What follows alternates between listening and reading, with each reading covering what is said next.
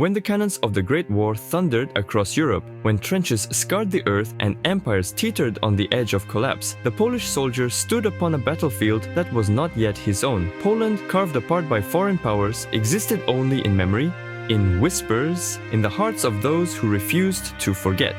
And so, the Polish soldier fought, not for a king, not for an empire, but for something far more elusive, far more precious. He fought for the promise of a nation reborn, for the hope that through the bloodshed, Poland might rise again from the ashes of its long captivity.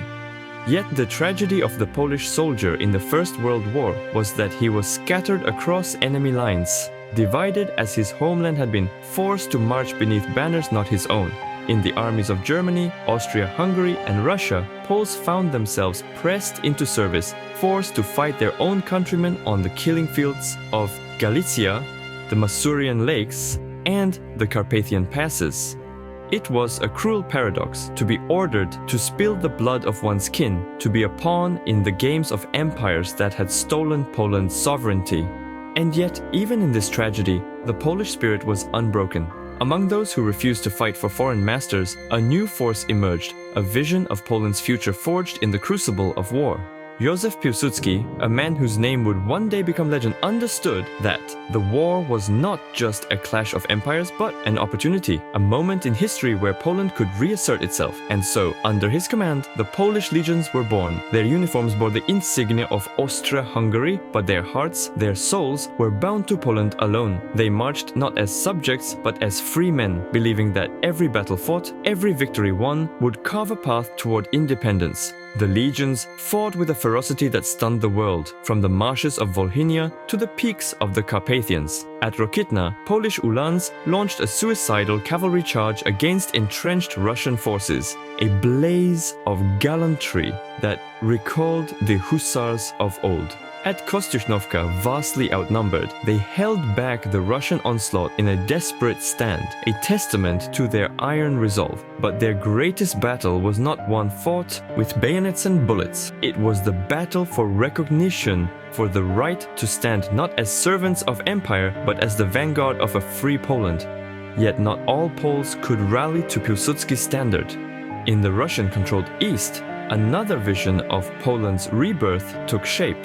Under Roman Dmowski, the Polish National Committee sought a different path, aligning itself with the Entente, believing that a Polish army under French and Russian command would be the key to liberation. And so the Blue Army was formed, a force of exiles, of dreamers, of those who believed that Poland's fate lay not with the Central Powers but with the nations that opposed them. Clad in their distinctive blue uniforms, they trained in France, preparing for the day when Poland's name would be spoken once more among the free nations of the world. As the war ground on, as empires bled and faltered, the fate of Poland hung in the balance.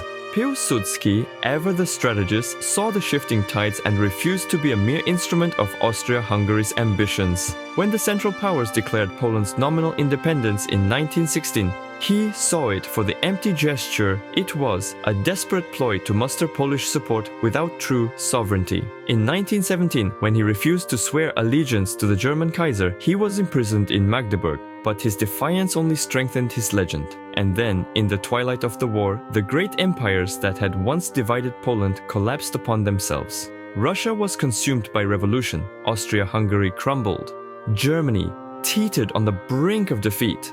And in that chaos, the Polish soldier saw his chance. The legions, the Blue Army, the scattered forces of Poland's sons.